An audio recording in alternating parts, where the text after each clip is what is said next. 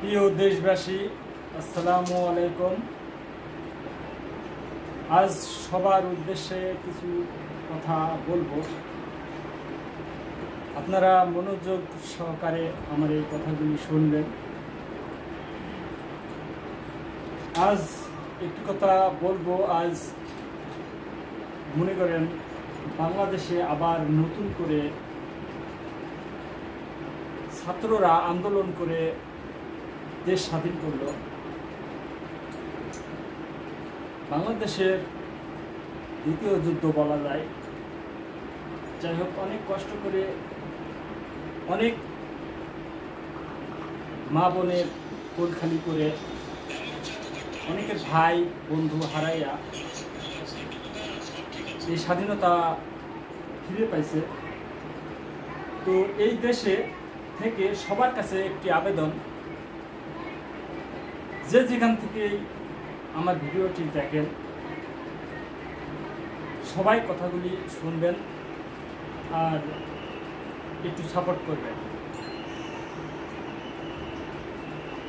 যেই দেশে হাজারো সন্তানের রক্তর বিনিময়ে দেশ স্বাধীনতা পেয়েছি, সেই দেশে চলতে হলে সবাইকে মাথা ঠান্ডা রেখে চলতে হবে।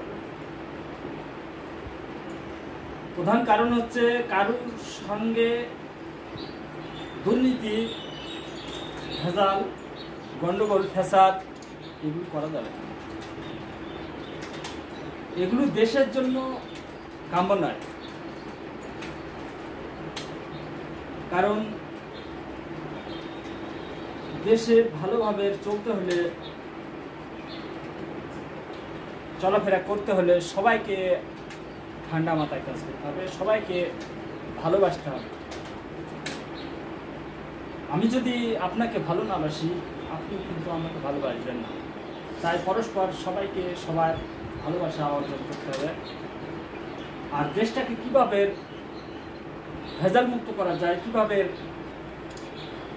সামনের দিকে এগিয়ে নেওয়া যায়, সেইভাবে সবাইকে চেষ্টা করতে হবে। একার তো কাজ না।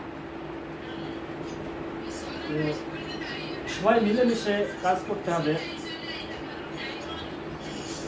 গায়ের বলে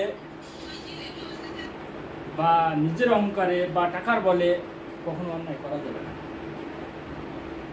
এই অন্যায়গুলি করলে নিজের 2-3 ক্ষণিকে ভালো থাকবে, পরক্ষণে দেখবেন ওই পাপের বোঝা আপনার গাড়ি করবে, তার গাড়ি করবে। অতএব তার জীবনটা ধ্বংস হবে, স্বাধীনতারও ক্ষতি হবে। তো সেই কাজ করা যাবে না। যে যেই দল করেন না কেন, সবাইকে রাখতে হবে আমরা স্বাধীন দেশের নাগরিক। আমরা রক্তের বিনিময়ে স্বাধীনতা পাইছি। এখানে আর বিবাদ সৃষ্টি করা যাবে না।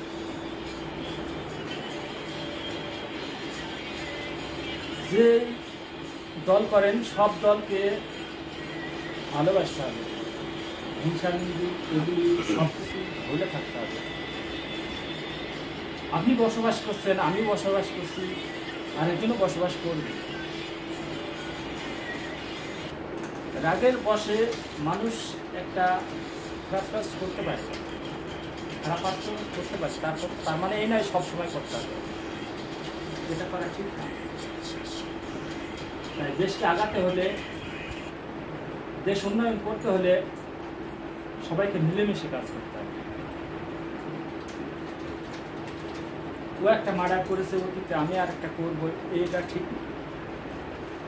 আইন আছে, আদালত আছে, বিচারে যা হয় তাই করবেন, সমস্যা নেই। আর আমরা সাধারণ জনগোষ্ঠী থেকে বলছি, সাধারণ জনগণ যারা, তাদেরকে একমাত্র আল্লাহ ছাড়া তো আর কেউ দেখতে চায় না, কিন্তু তাদেরও একটা সাপোর্ট থাকতে হবে,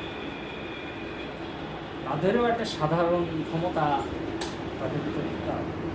তাহলে তারা কষ্ট করে মেহনত করে দেশের প্রতি দয়া মহব্বত তাদের থাকবে, আল্লাহর কাছে কান্নাকাটি করবে, এতে আপনারা জয়ী হবে। যাই হোক, সবাই ভালো থাকবেন, সুস্থ থাকবেন, সবাই আমার ভিডিওটাকে ফলো দিয়ে থাকবেন। আমি সব কথাগুলি খারাপ বললাম না, ভালো বললাম। যদি খারাপ হয়ে থাকে আমাকে ক্ষমা দৃষ্টিতে